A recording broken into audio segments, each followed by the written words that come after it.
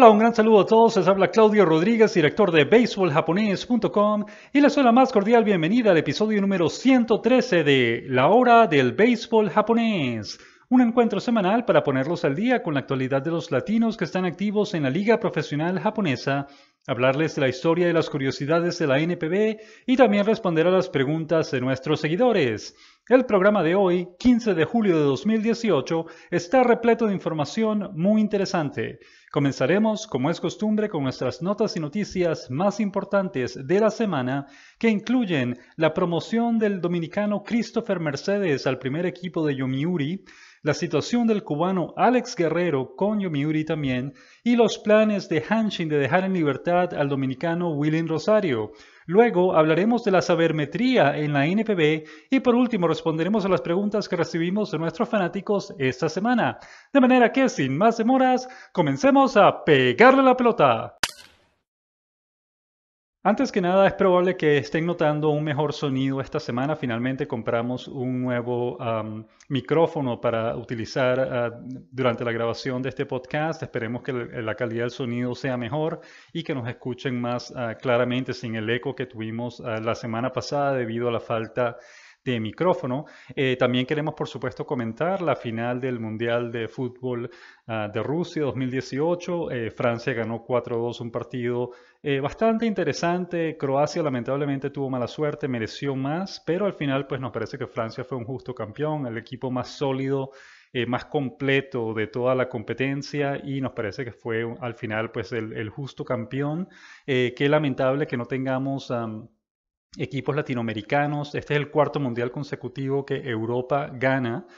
Por muchísimos años solía ser uno y uno, se compartían. Una vez ganaba Europa, una vez ganaba Sudamérica y pues había un balance, pero ya tenemos 4 mundiales consecutivos en los que es solamente equipos europeos los que ganan.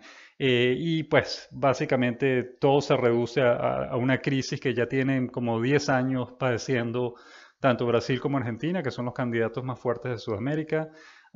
Y bueno, al final probablemente tome tiempo corregir todo eso, pero repetimos, hubo buenas actuaciones como la de Uruguay y Colombia que prometen para el futuro. El equipo croata hizo una campaña sensacional. Qué buen subcampeón que fue. El equipo belga muy bueno, nos encantan.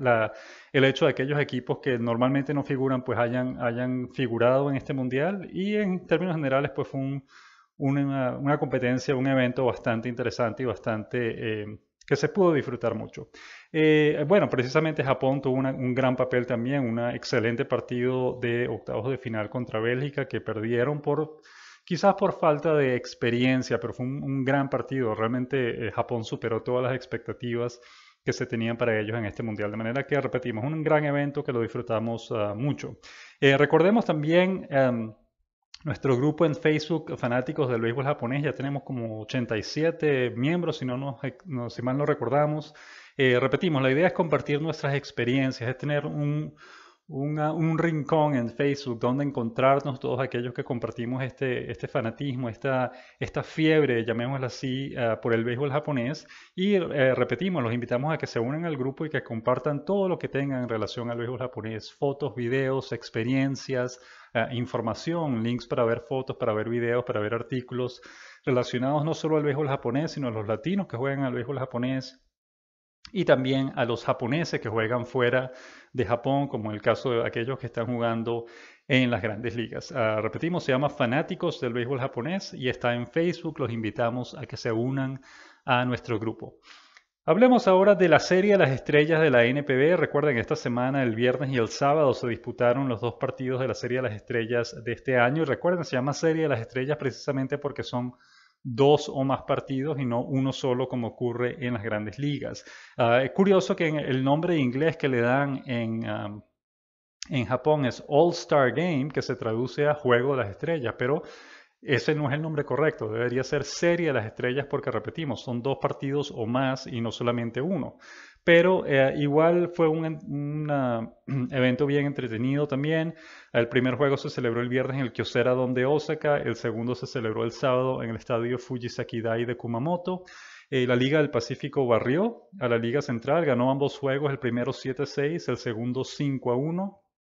El cubano Alfredo Despaine se fue de 3-2 en la serie, con 2 sencillos y una carrera empujada, y también ganó un premio a uno de los jugadores más destacados del primer partido. En ese partido se fue de 2-2 con 2 sencillos y una empujada, y empujó la carrera que comenzó el rally que le permitió al equipo de la Liga del Pacífico ganar el partido. Por eso ganó un premio a uno de los jugadores destacados de ese juego. No fue el jugador más valioso, pero fue uno de los jugadores más destacados, y por eso se ganó un premio de 1 millón de yenes, que son más o menos $10,000 americanos.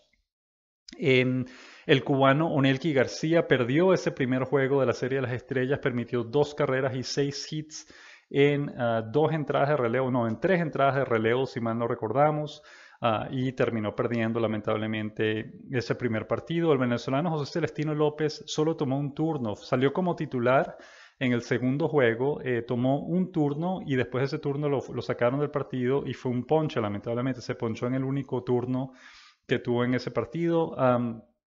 Y el venezolano Alex Ramírez, que es el actual manager de las Estrellas de DENA, participó por segundo año consecutivo como coach del combinado de la Liga Central. El jugador más valioso del primer juego fue Tomoya Mori, el receptor de los Leones de Seibu, que conectó un jonrón de 3 carreras en el primer inning, y eso fue lo que desató básicamente el rally que le permitió a la Liga del Pacífico ganar ese partido. El jugador más valioso del segundo juego fue otro miembro de los Leones de Seibu, Sosuke Genda, del campo corto, que remolcó la primera carrera del juego. Realmente rompió el empate a 0 en el quinto inning, remolcó la primera carrera del juego que al final le permitió a la Liga del Pacífico ganar ese segundo juego.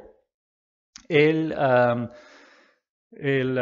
jardinero de las Estrellas de DENA, Yoshitomo Tsutsugo, que recuerden jugó en la República Dominicana con los Leones del Escogido, ganó el derby de jonrones. Este año la competencia de jonrones de la Serie de las Estrellas fue distinta. Normalmente se hace una competencia de jonrones antes de cada partido de la Serie de las Estrellas. Tsutsugo ganó la competencia del sábado y la del domingo la ganó el curazoleño Vladimir Valentín.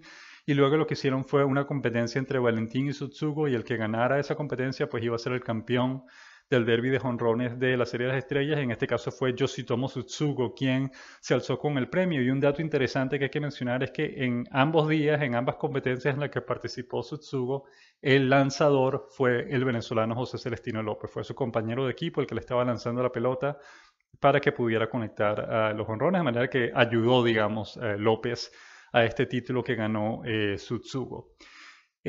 Hablemos ahora de la promoción del dominicano Christopher Crisóstomo Mercedes al primer equipo de los Gigantes de Yomiuri, que ocurrió esta semana. Una muy buena noticia para él.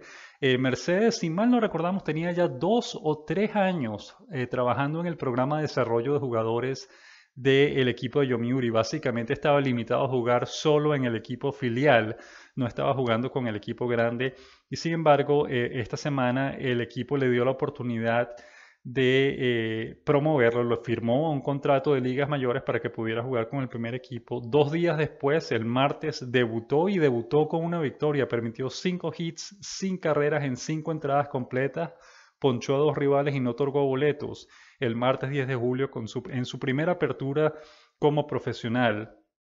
Y eso igualó una cantidad de récords. Se convirtió en el primer jugador salido de un programa de desarrollo de jugadores de uno de los equipos de la NPB en obtener la victoria en su primera apertura como profesional. De manera que un debut sensacional que tuvo Mercedes. Los datos del contrato no mencionaron por cuánto tiempo lo están firmando, pero sí dijeron que su salario anual va a ser de $50,000 y que además recibió un bono de $50,000 por firmar con el equipo. Es el tercer latino, de hecho, que ha sido promovido este año del programa de desarrollo de jugadores de su organización al primer equipo, después de los dominicanos Alejandro Mejía, que está con los Carpas de Hiroshima, y Jerónimo François, que también está con los Carpas de Hiroshima.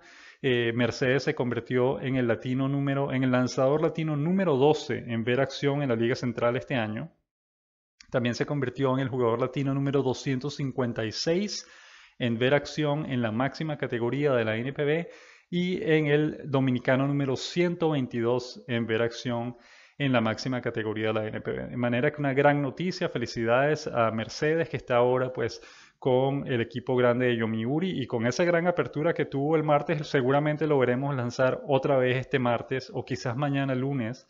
Sería el abridor entonces de los Gigantes de Yomiuri. Seguramente lo seguiremos viendo como abridor hasta que le vaya mal y ya decidan bajarlo o darle descanso o lo que fuese. Sin embargo, gran noticia que lo hayan, primero que lo hayan ascendido, lo hayan promovido, y segundo que haya ganado su primer partido, su primera apertura como profesional en la NPB.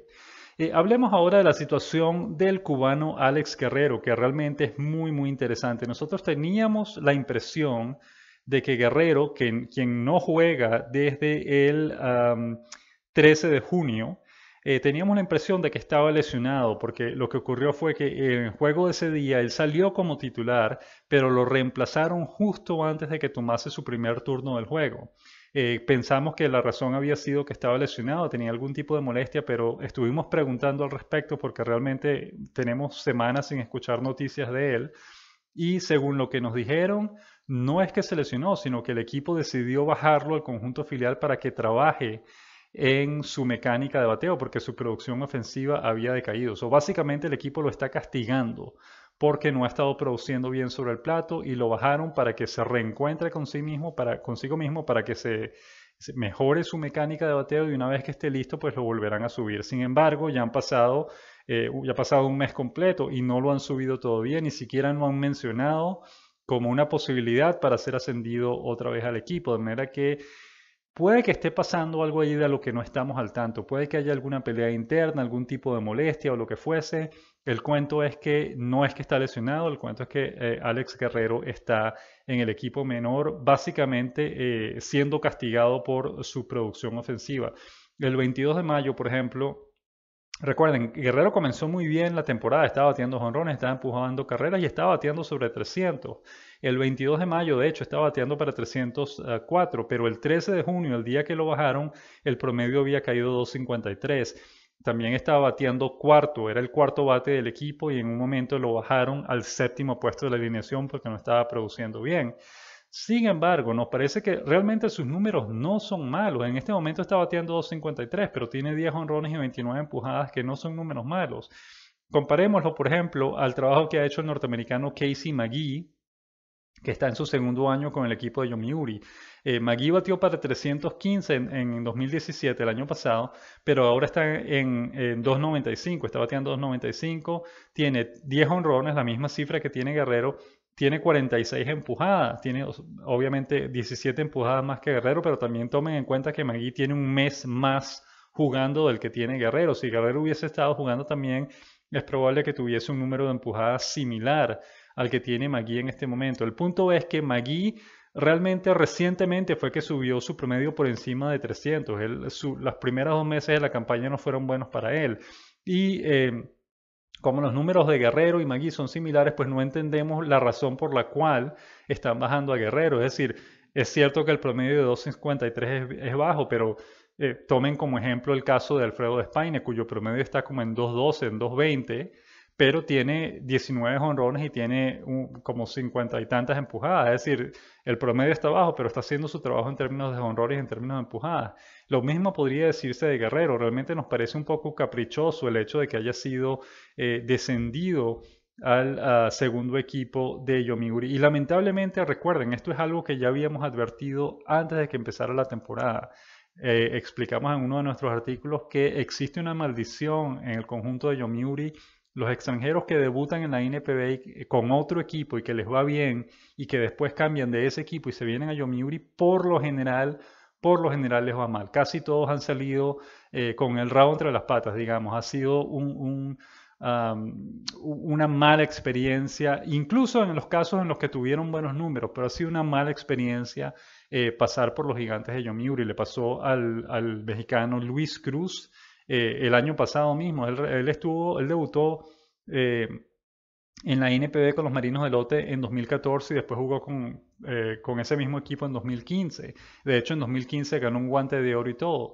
En 2016 decidió cambiarse a los Gigantes de Yomiuri, firmó por 2 años y en esos 2 años jugó un total como de 18 partidos, más o menos 9 partidos cada año. Realmente fue una experiencia terrible la que tuvo el Cochito Cruz en Yomiuri, y después de eso lo dejaron en libertad y nunca más regresó a jugar en la NPB. Teníamos el temor de que algo así le pudiese pasar a Guerrero. Guerrero fue el líder de jonrones de la Liga Central la temporada pasada con Chunichi. Decidió cambiarse a los Gigantes de Yomiuri y lamentablemente se metió en una mala situación tal cual como le ocurrió a Luis Cruz el año pasado. Esperemos que esto no continúe así, esperemos que se recupere, que lo vuelvan a subir y que vuelva a producir como se espera de él, pero al mismo tiempo tenemos el temor de que la maldición esté entrando en efecto y que lo vaya a terminar afectando y lo vaya a terminar incluso sacando del béisbol japonés precisamente por los malos resultados que ha tenido hasta ahora. Es lamentable lo que está ocurriendo, esperemos que, repetimos, que esto cambie, que le den la oportunidad de subir otra vez y que demuestre que sí es capaz de producir como se espera de él, pero al mismo tiempo, pues, es lamentable la situación y lo habíamos advertido, es decir, esto era una posibilidad, algo como esto podía pasar y repetimos, no es que le esté yendo mal, no es que sus números sean malos, pero es que está jugando en un equipo que tiene muy poca paciencia en términos de jugadores extranjeros.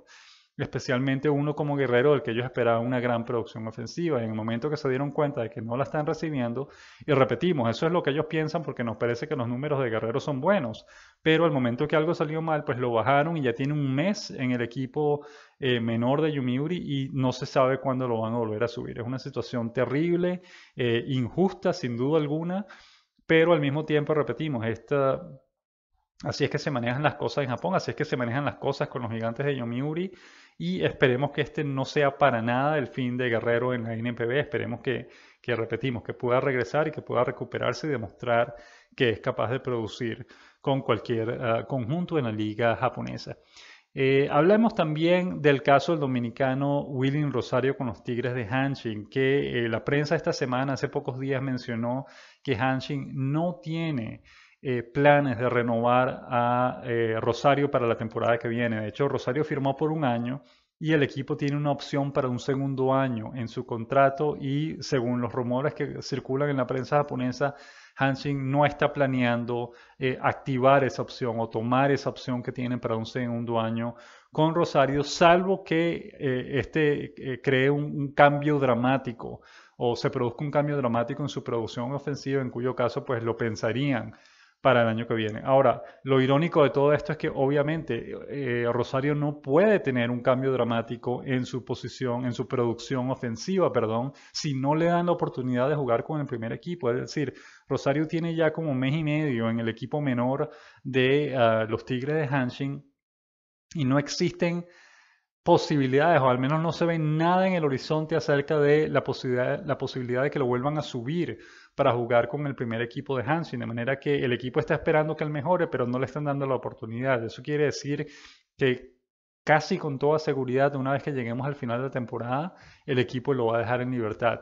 Y nos parece terrible porque parece que existe otra maldición también en este caso, es decir, los jugadores latinos a los que le va muy muy bien en Corea del Sur y luego los cambian, los firman para venir a jugar en Japón, cuando llegan a Japón por lo general les va mal. Está el caso, el año pasado lo tuvimos, el caso de Jamaico Navarro, el dominicano que tuvo números de leyenda, unos números sensacionales en Corea del Sur, lo firmaron para venir a jugar a Japón y recuerden lo que pasó en cuestión de 3 semanas de entrenamientos primaverales lo arrestaron por tener dos balas sueltas en su equipaje de mano cuando estaba pasando por el chequeo de seguridad en el aeropuerto de Okinawa, donde el equipo estaba haciendo los entrenamientos primaverales. En ese caso, Navarro estaba jugando con los Marinos de Lote.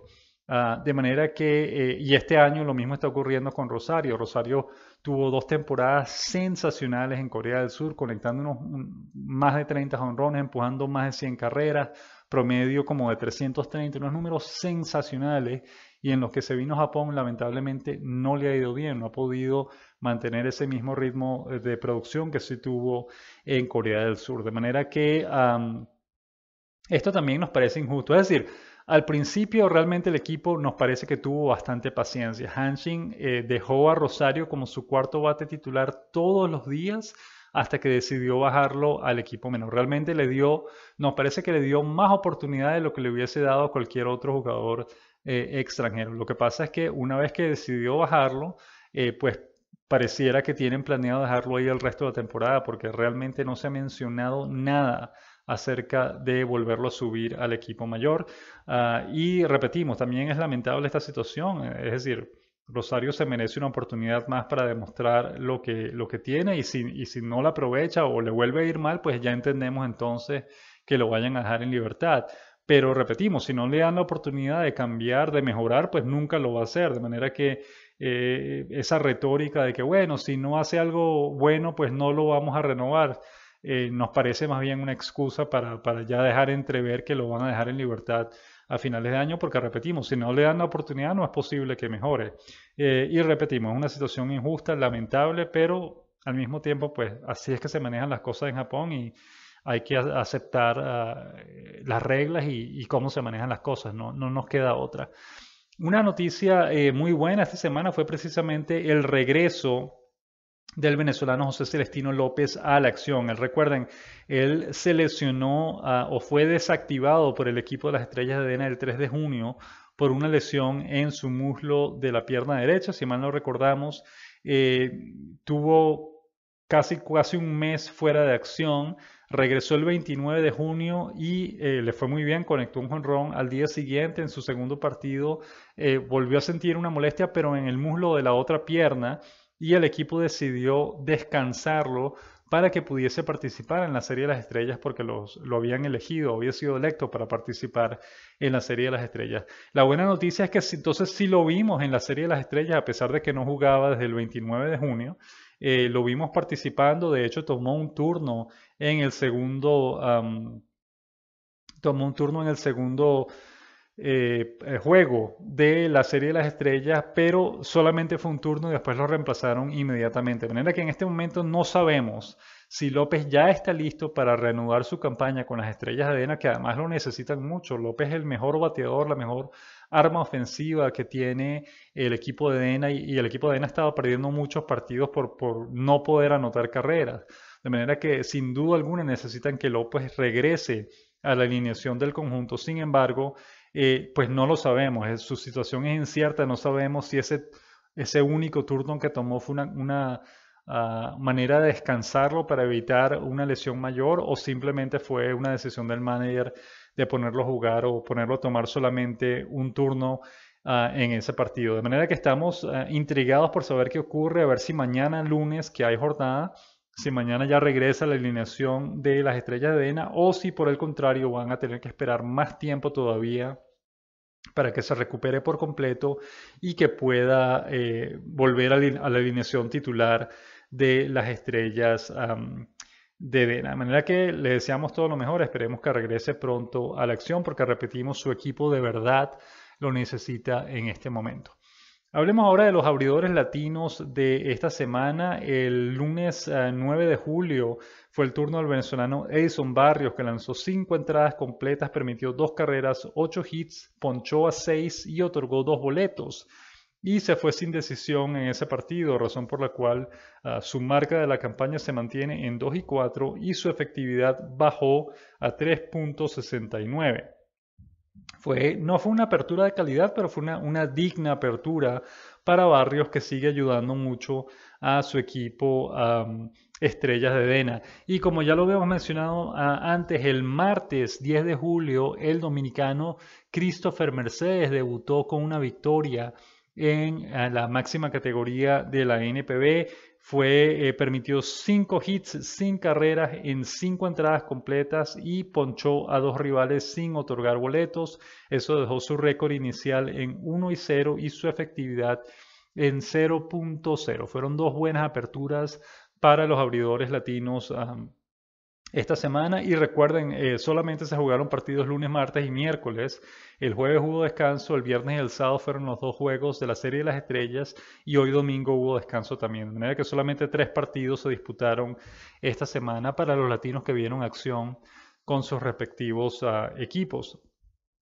Queremos recordarles también que ya publicamos las 31 entrevistas que hicimos en Japón. Todas están disponibles en nuestra página baseballjaponés.com. Realmente son muy interesantes. Tuvimos buenas conversaciones con las 21 personas que entrevistamos y los invitamos a que lean todas las entrevistas.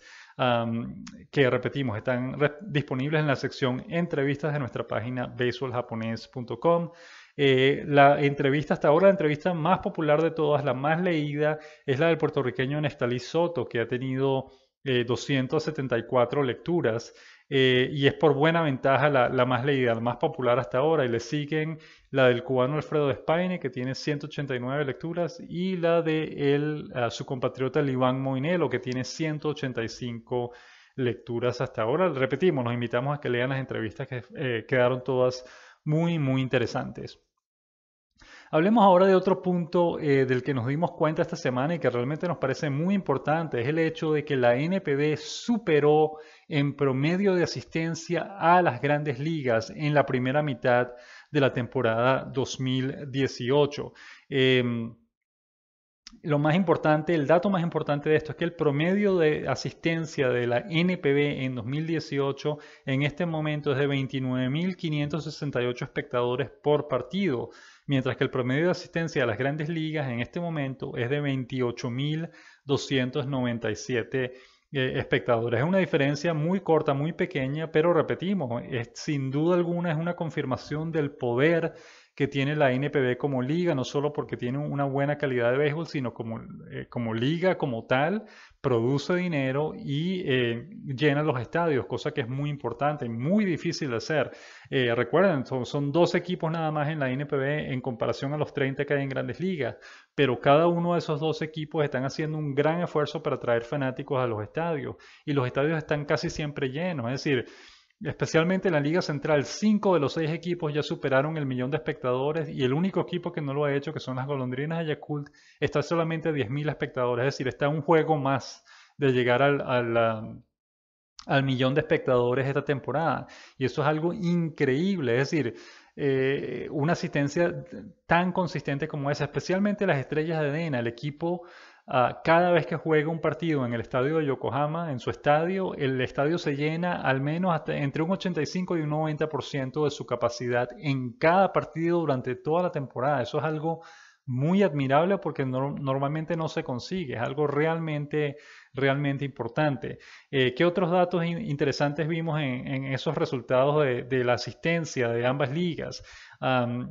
En la Liga Central, la asistencia de todos los equipos aumentó, con excepto de los Tigres de Hanshin y los Gigantes de Yomiuri, que descendieron levemente. El equipo de los Dragones de Chunichi fue el equipo que más aumentó su asistencia, con un aumento de 10,8%. Eso es inmenso. Repetimos, todos los equipos de la Liga Central ya superaron el millón de espectadores, con la excepción de las Golondrinas de Yakult. El promedio de asistencia por partido en la Liga Central es 33.069 espectadores, eso es algo inmenso. En la Liga del Pacífico, todos los equipos aumentaron, o la mitad de los equipos aumentaron su asistencia, excepto los luchadores Nippon Ham, que la bajó en 5%, y las Águilas de Rakuten, que bajó la asistencia en 4,1%. Los Marinos de Lote aumentaron su asistencia en 14,6%, eso es gigantesco. Y los Halcones de SoftBank aumentaron su asistencia en 8,9%. Increíble el gran trabajo que están haciendo los equipos en Japón para aumentar la asistencia o para mantener un alto nivel de asistencia en cada partido. Todos los equipos superaron, repetimos, el millón de espectadores en la Liga del Pacífico, excepto Seibu, Orix y Lotte. El promedio de asistencia por partido en la Liga del Pacífico es de 26.997 espectadores en este momento. 8 equipos de las grandes ligas, 8 equipos de las grandes ligas todavía no han superado el millón de espectadores, a pesar de que han disputado más partidos como local. Por ejemplo, los Marinos de Lotte son el equipo que tienen menor asistencia en este momento en la NPB, y a pesar de eso, el equipo de Lotte todavía supera a 8 clubes de las grandes ligas en términos de asistencia total. Y en promedio de asistencia supera incluso más equipos. Es realmente un trabajo extraordinario el que está haciendo la NPB, y es un dato muy interesante para analizar el hecho de que la NPB ya tiene años tuteándose, digamos, de cara a cara con las grandes ligas en términos de asistencia, y esta es la primera vez probablemente en que Japón supera en asistencia a las grandes ligas. Es algo realmente, realmente increíble el gran trabajo que ha hecho la liga japonesa hasta ahora en ese sentido. Finalmente hablemos del fenómeno Shohei Ohtani, que tuvo una buena semana esta semana como bateador. Repetimos, todavía no puede lanzar porque se está recuperando de una operación en su codo, pero esta semana vio acción en 3 partidos, al menos hasta ayer sábado. Uno como titular, en los otros 2 salió como bateador emergente, se fue de 6-3, es decir, batió para 500 esta semana con un doble, 2 sencillos, una anotada y una empujada. En este momento está bateando para 285 con 7 jonrones y 22 carreras empujadas en 137 turnos al bate. Son unos números fantásticos los que tiene Ohtani hasta ahora. Pasemos entonces ahora a la siguiente sección del programa de hoy, las noticias de la semana.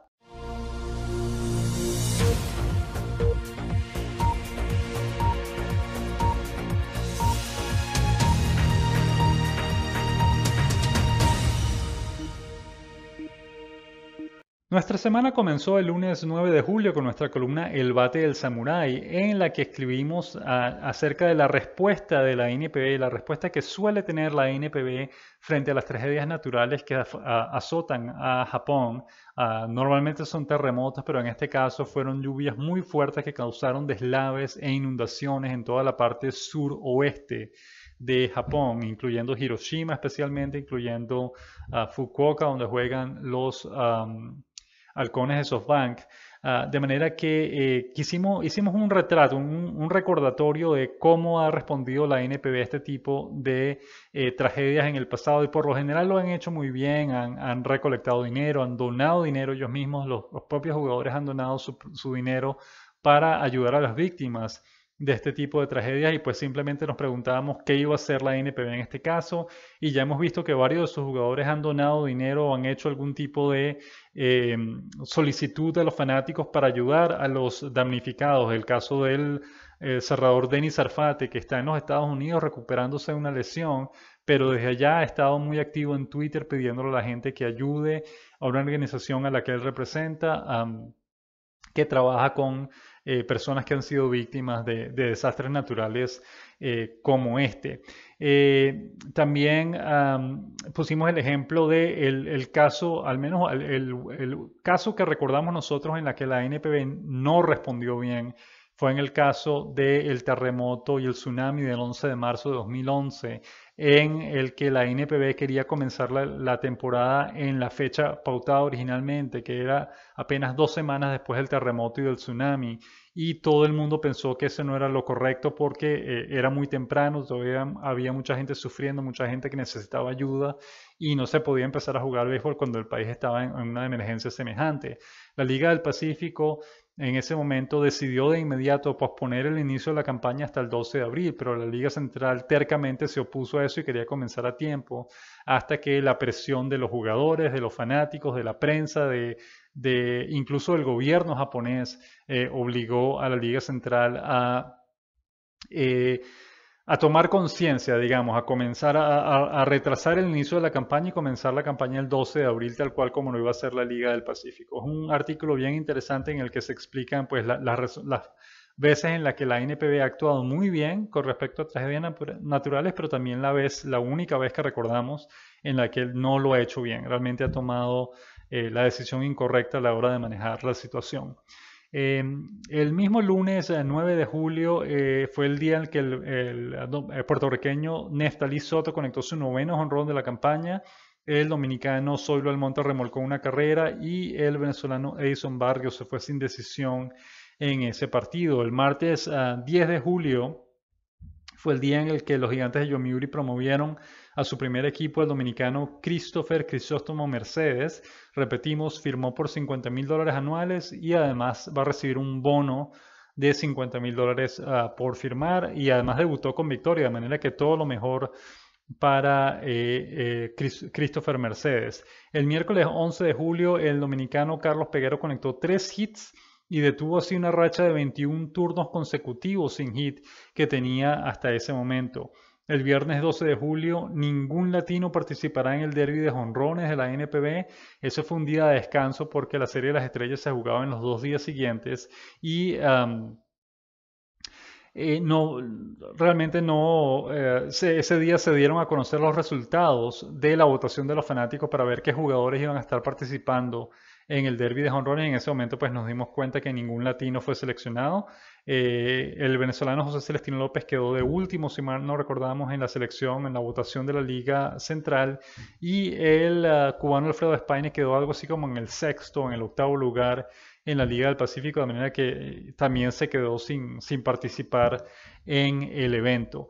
El viernes 13 de julio, el cubano Alfredo Espaine, o publicamos la noticia que el cubano Alfredo Espaine se fue de 2-2 con 2 hits y una carrera remolcada en el primer juego de las estrellas, y también se ganó un premio ese día.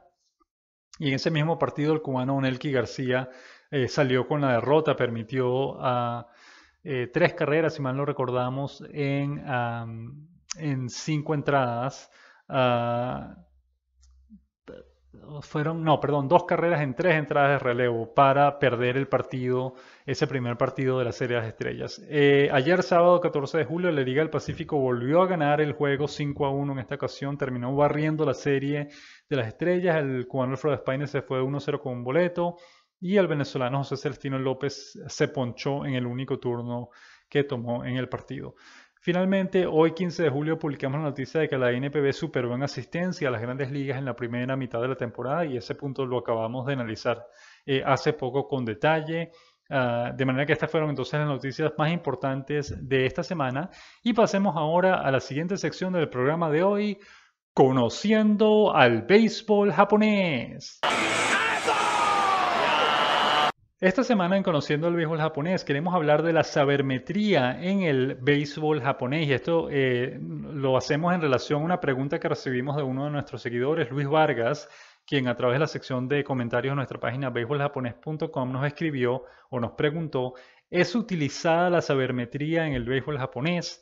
La respuesta, Luis, es sí, sí se utiliza, aunque diríamos que de una manera distinta a como se utiliza en las grandes ligas. En las grandes ligas, como lo hemos visto, por ejemplo, en la película Moneyball con Brad Pitt, lo que se explica o lo que hacen los equipos norteamericanos, normalmente ellos utilizan la sabermetría para muchas cosas, pero digamos que la función principal de la sabermetría es ayudar a las gerencias de los equipos a armar un equipo competitivo basados en números. En el caso particular de los Atléticos de Oakland fue porque no tenían presupuesto para competir contra los equipos más ricos, y lo que hicieron fue buscar una manera distinta de evaluar a los jugadores y determinar cuáles jugadores podían contribuir a la victoria de los partidos con el equipo, independientemente de su forma física, de qué tan bueno era su rendimiento, lo que fuese. Se limitaba todo a un solo número, que era el porcentaje de envasado de los jugadores. Siempre y cuando un jugador se envasara bastante, ese jugador iba a ayudar al equipo a anotar carreras y a ganar partidos, y esa es la manera básicamente en la que todos los equipos de la NPB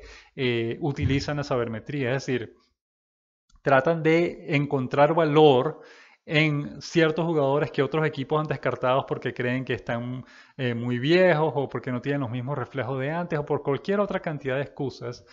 Pues los equipos estadounidenses utilizan la sabermetría para determinar que, mira, no, este jugador puede que parezca que está viejo, pero en realidad él tiene mucho que ofrecer en este otro campo. Y basado en esos números, pues los equipos los contratan y los colocan, les dan órdenes para hacer un trabajo muy específico, muy particular. En la NPB eso funciona de una manera distinta. La sabermetría existe sin duda alguna, pero los equipos la utilizan no para encontrar valor en jugadores que han sido descartados por otro equipo. Los equipos en Japón utilizan la sabermetría primero para planificar un partido. Es decir, ellos en Japón es quizás hasta extremo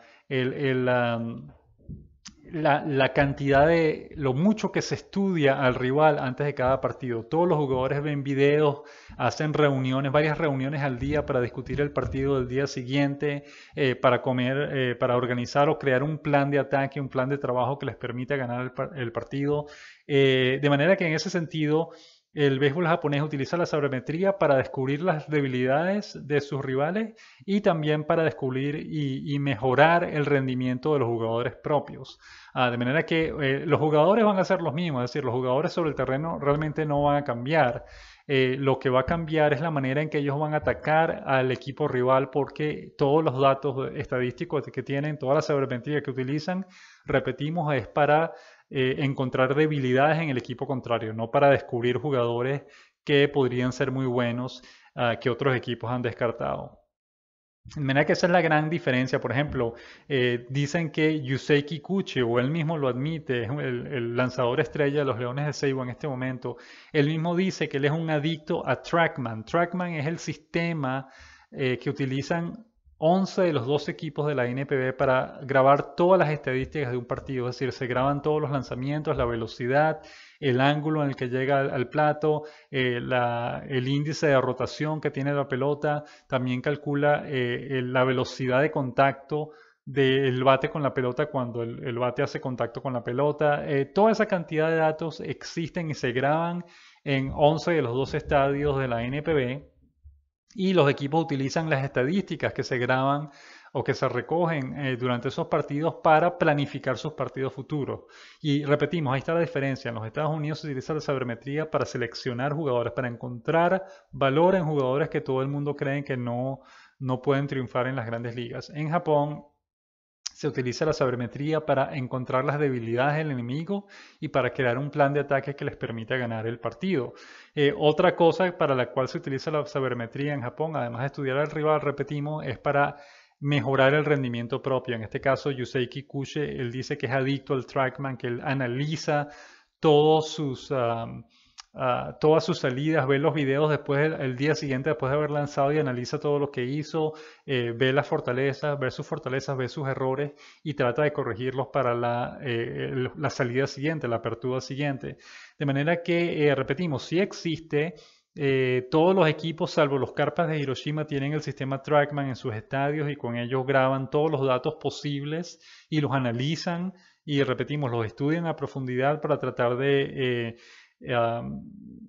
encontrar las debilidades de los equipos rivales. Y repetimos, eso es lo que le ocurre a muchos, tanto a lanzadores como a bateadores latinos, que debutan en la NPB, les va muy bien en el primer año, pero en el segundo año ya les empieza a ir mal.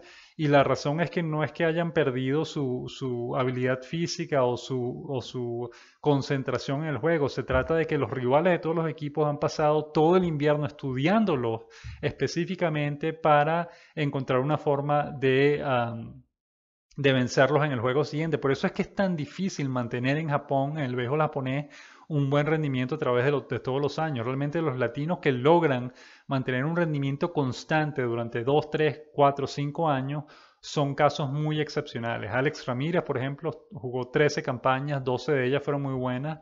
La última campaña casi no jugó. Alex Cabrera le fue bien a pesar de que estuvo lesionado varias veces.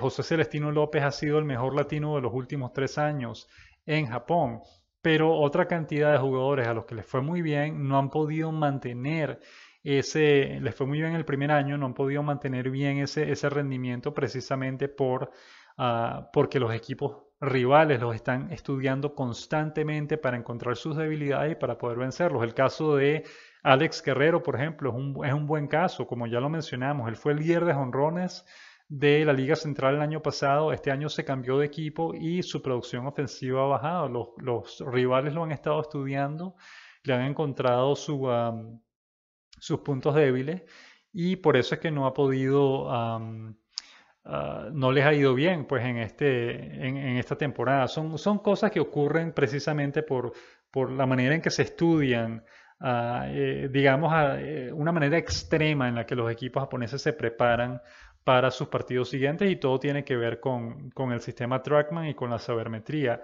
De hecho, publicamos un artículo hace quizás un año o algo así en el que los halcones de SoftBank anunciaron que iban a utilizar inteligencia artificial para analizar los datos recaudados o recogidos por TrackMan en su estadio para así tratar de crear oportunidades o de anticipar lo que el equipo rival podría hacer en una situación particular u otra, de manera de poder planificar mejor los partidos para el futuro y tratar de vencer a ese conjunto rival. Realmente, repetimos, se utiliza muchísimo la sabermetría en Japón, pero repetimos, se utiliza de una manera distinta a como se utiliza en las grandes ligas. Y repetimos, esa diferencia es que en las grandes ligas se utiliza la sabermetría para muchas cosas, pero principalmente para encontrar valor en jugadores que otros equipos han descartado. Mientras que en Japón la sabermetría se utiliza principalmente para analizar o para encontrar las debilidades del conjunto rival, del conjunto al que se va a enfrentar en el juego del día siguiente. Esperemos que esta información, Luis, te haya aclarado tu pregunta. Y pasemos ahora entonces a la sección final del programa de hoy, las preguntas de la semana. 監督、よろしくお願いいたします。はい、どういたしまます。ずはオファーをされた時の気持ちを教えてください。 Esta semana, como siempre, recibimos varias preguntas y comentarios muy interesantes de nuestros distintos seguidores en las redes sociales. Comencemos con Nereo Donato, quien a través de Twitter nos hizo varias preguntas. La primera de ellas, el estadio de la ciudad de Nishinomiya, los medios lo nombran Hanshin Koshien o Hanshin Koshien. Este es el estadio sede de los Tigres de Hanshin. Gracias, Nereo, por la pregunta. Por lo que hemos notado, lo que hemos escuchado, comúnmente se le refiere como el estadio Hanshin. Es decir, mañana hay un partido, como el estadio Koshien. Dirán, mañana hay un partido en el estadio Koshien. El Hanshin Koshien es más formal y ese es el nombre oficial del estadio. Se utiliza en algunas ocasiones particulares en el que se está presentando un programa o algo, como hay mucha formalidad, se le refiere como Hanshin Koshien, pero el término popular, el término que utiliza todo el mundo es el estadio Koshien. Nunca se dice Hanshin solamente, es o Koshien o Hanshin Koshien, pero nunca se le llama Hanshin nada más. De manera que esa es la manera, Koshien es la manera regular en la que se denomina ese estadio en los medios japoneses. Otra pregunta de Nereo Donato. Por estos días se viene el torneo Koshien. ¿Cómo le suele ir a Hanshin cada vez que tiene que hacer gira? Esta es una pregunta bien interesante porque, repetimos, tradicionalmente lo que ocurre es que el estadio Koshien es la sede del famoso torneo de escuelas secundarias de Japón, que es un torneo que tiene ya más de 100 años celebrándose, que es muy popular y que por 3 semanas ocupa el estadio y se juega todo el día. Se empieza a jugar a las 8, a las 9 de la mañana y se termina de jugar a las 6 de la tarde. Son 3, 4 partidos cada día hasta que se termina el torneo. Y el torneo dura 3 semanas. Eso quiere decir que por 3 semanas el equipo de los Tigres de Hanshin no puede utilizar su propio estadio. Por muchísimos años, por décadas, ese periodo de 3 semanas en agosto en el que los Tigres de Hanshin no podían jugar, tenían que jugar básicamente 9, serían 2, 4, 6 series de 3 partidos como visitante todo el tiempo. Eso afectaba muchísimo a los Tigres de Hanshin y por lo general el equipo solía entrar a esa gira a veces como líder de la Liga Central y para el momento en que terminaba la gira y podían finalmente regresar a jugar en el estadio de Koshien, ya el equipo había caído al segundo, al tercero o al cuarto lugar por lo mal que le había ido en todos esos, serían 18 partidos en los que jugó como visitante todos seguidos. De manera que tradicionalmente a Hanshin le va mal en esas 3 semanas en las que no puede utilizar el estadio Koshien. Sin embargo, en los últimos años, diríamos en la última década, la situación ha mejorado un poco porque los Tigres de Hanshin comenzaron a jugar sus partidos como local, esos partidos en los que no pueden utilizar el estadio Koshien, comenzaron a jugar esos partidos como local en el Kyocera Dome de Osaka, que es el estadio de los Búfalos de Orix. Y el Kyocera Dome es un estadio que queda bastante cerca del estadio de Nishinomiya, el estadio de los Tigres de Hanshin, de manera que eso le permite que los fanáticos de Hanshin los acompañen en ese estadio, en el Kyocera Dome de Osaka, y eso pues los hace sentirse más en casa. Y eso ha mejorado el rendimiento del equipo en esas 3 semanas en las que no puede jugar en su estadio. Tradicionalmente también, en esas 3 semanas eran 18 partidos consecutivos en el que el equipo jugaba como visitante y eso obviamente los afectaba mucho. Ahora han cambiado el calendario para que al menos 2 de esas 6 series de 3 partidos que Hanshin juega en esas 3 semanas, al menos 2 de ellas, el equipo juega como local y juega esos partidos como local en el Kyocera Dome de Osaka. Eso también ha ayudado mucho a que el cambio no sea tan brusco, a que el equipo no se caiga tan terriblemente como lo había hecho en años pasados. Tercera pregunta de Nereo Donato. Siempre me quedó una duda. El equipo de Hankyu, hoy se conoce como Orix, su propietario era qué tipo de nombre de esa empresa. Su propietario era qué tipo de empresa, porque había en fútbol americano un equipo existente que llevaba en su momento el nombre de esa empresa también. Hankyu es principalmente una compañía privada de transporte público, es decir, una compañía de trenes de pasajeros privada, no del gobierno, sino una compañía privada cuyo negocio es transportar gente en trenes, pues. Y esa compañía también tiene tiendas por departamento que son muy famosas, muy populares, las tiendas por departamento Hankyu. Y por muchísimos años el equipo de Hankyu, el equipo, uno de los equipos más populares en Japón, tuvo una dinastía en la que ganaron 5 títulos de la Liga del Pacífico de manera consecutiva, si mal no recordamos. Realmente un equipo bastante bueno y en su momento nadie sabe por qué o nadie entiende por qué Hankyu decidió venderlo y la compañía Orix, que es la dueña del equipo hoy, lo compró y le cambió el nombre, se llamaba Bravos de Hankyu, era el nombre del equipo. En principio lo mantuvo, se conoció como Bravos de Orix, pero finalmente se cambió a la Ola Azul de Orix, que es el equipo en el que jugaba Ichiro Suzuki, y en el año 2005 se fusionó la Ola Azul de Orix con los Búfalos de Kintetsu para formar un solo equipo, que es el equipo que hoy se conoce como Búfalos de Orix. Realmente... bueno, la pregunta era qué tipo de empresa era Hankyu, pues es una empresa de trenes de pasajeros que también tiene tiendas por departamento. Finalmente, otra pregunta de Nereo Donato dice, menos mal que la NPB limita a 8 juegos como máximo la final. No quisiera pensar qué pasaría si permitiesen 9 como pasó en Corea del Sur en 2004. Pues esto tenemos que aclararlo. Realmente la manera correcta de decirlo en la serie de Japón, que es la final del béisbol japonés, es que es una serie al primer equipo que gane 4 partidos, sin importar cuántos partidos se disputen para llegar a ese objetivo. La razón de esto es que los empates están permitidos en la serie de Japón y cuando los dos equipos empatan, básicamente ese partido no cuenta. Todavía uno de los dos equipos tiene que ganar 4 partidos para poder ganar la serie. De manera que las reglas son que los empates están permitidos en los primeros 7 juegos, pero a partir del 8º juego ya no se permiten más los empates. Esto quiere decir que en teoría los dos equipos participando en la final podrían registrar 7 empates consecutivos, es decir, del primer partido al 7º partido, todos esos partidos terminarán, si todos esos partidos terminan en empate, la serie básicamente estaría comenzando desde cero a partir del partido 8, que es un partido en el que repetimos, ya no se permitirían los empates.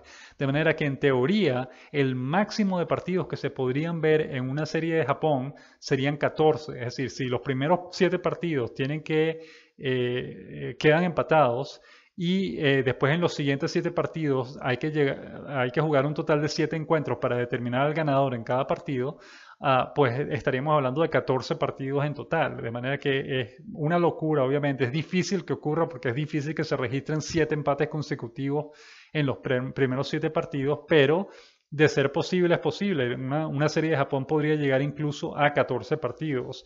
A nosotros nos parece que es demasiado complicada esa regla, es decir, deberían simplemente eliminar los empates por completo en la serie de Japón para que se termine pues en un máximo de 7 juegos. Sin embargo, pues en Japón, digamos que ellos son fanáticos de este tipo de reglas extrañas, especialmente las reglas de las postemporadas que son súper complicadas. Pero repetimos, la manera correcta de decirlo es que la serie de Japón no es una serie al mejor de 7 juegos. La serie de Japón es una serie al primero que gane 4 partidos. Esa es la manera correcta de decirlo porque no son necesariamente 7, podrían ser 8, podrían ser 9, podrían ser incluso 14 partidos hasta que se determine el ganador. La siguiente pregunta o comentario nos llega de la cuenta FF vía Twitter. Nos dice, ¿saben las nacionalidades de todos los peloteros de la NPB? No solo de los latinos, sino de los otros países que juegan en la liga. Bueno, de memoria les decimos, el país que más representantes tiene es los Estados Unidos. También hay, en los latinos hay dominicanos, hay venezolanos, hay cubanos, hay mexicanos y hay un puertorriqueño. Otras nacionalidades, hay taiwaneses, hay holandeses, hay 2, hay... se nos escapa, a ver si hay alguien más. Hay mexicanos, si no se nos olvidó mencionarlos, dominicanos, venezolanos, cubanos, mexicanos y un puertorriqueño, sí. Taiwaneses, estadounidenses, hay un canadiense también. Quizás se nos escapa algún otro, pero son básicamente eso: Estados Unidos, Dominicana, Cuba, Venezuela, México, Puerto Rico, Taiwán, Holanda, Canadá Quizás no recordamos a ningún coreano en este momento. En el pasado ha habido jugadores de Corea del Sur. En este momento creemos que no hay ninguno. Pero son básicamente esas las nacionalidades que se nos vienen a la mente en este momento.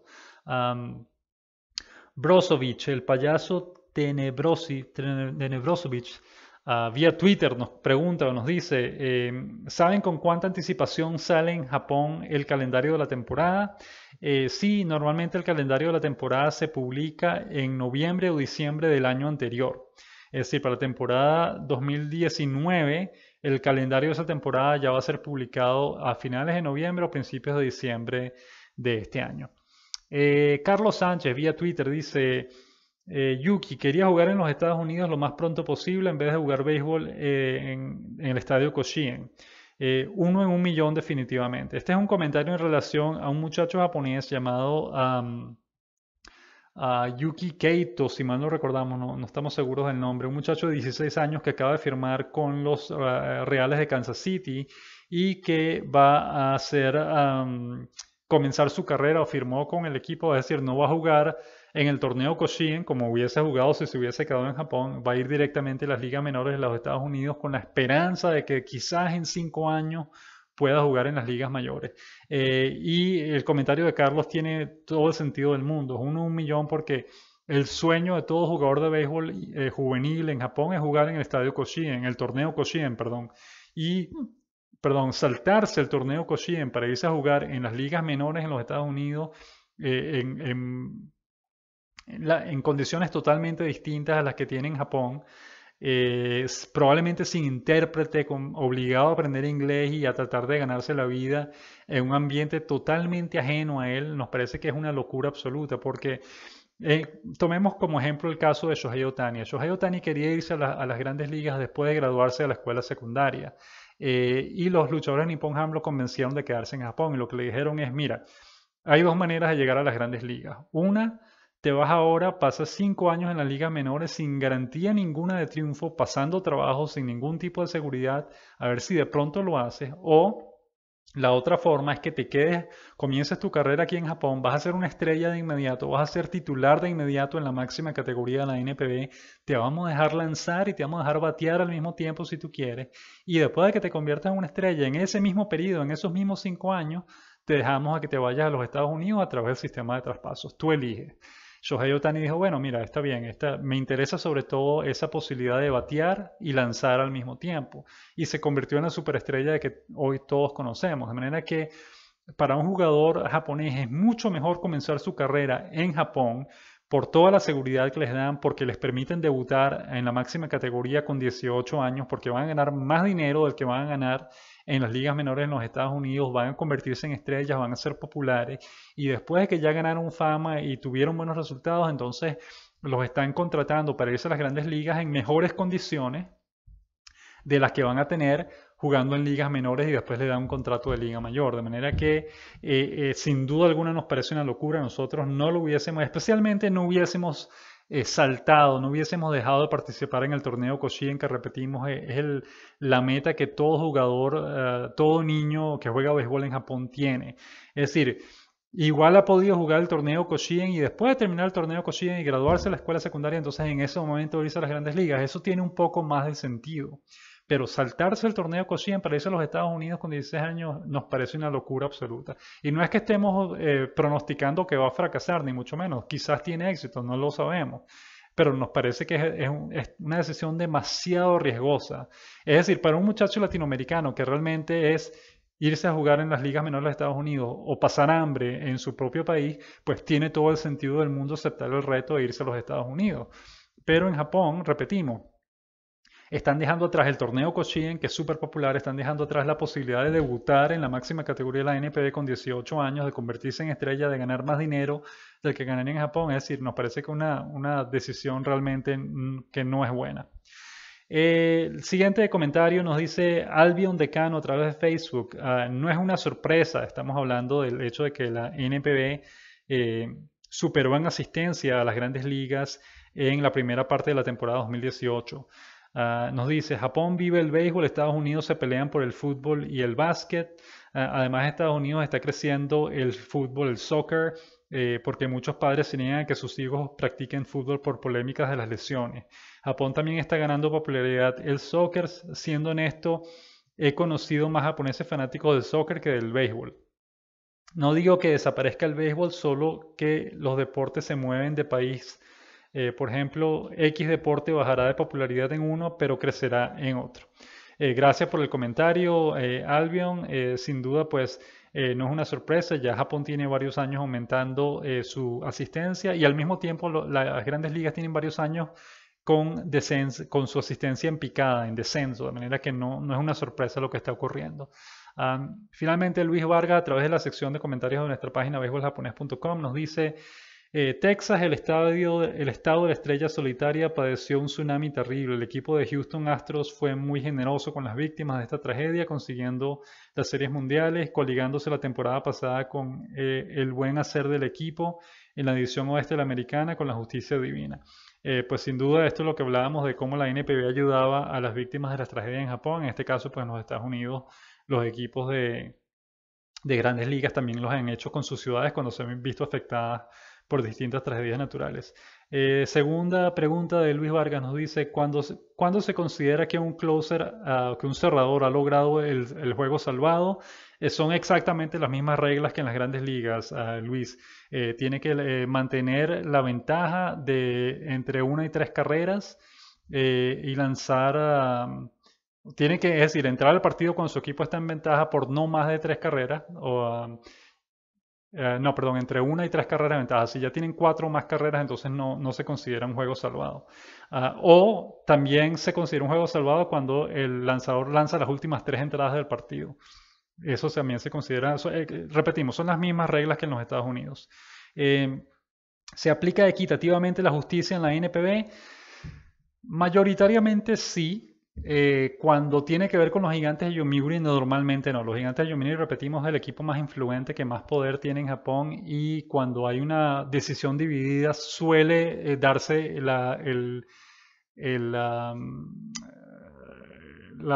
¿cómo se llama eso? La duda.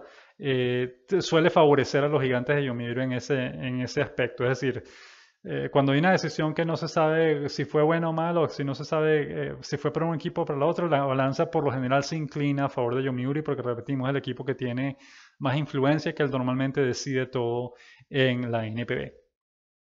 Hemos llegado entonces así al final del programa de hoy. Muchísimas gracias por habernos acompañado. Esperemos que les haya pues gustado el programa como siempre, y queremos despedirnos con la canción de ánimo de uno de los jugadores latinos de la NPB. En este caso hemos elegido la del dominicano Willing Rosario de los Tigres de Hanshin. Muchísimas gracias una vez por habernos acompañado en el programa de hoy, y los dejamos con la canción de ánimo de Willing Rosario.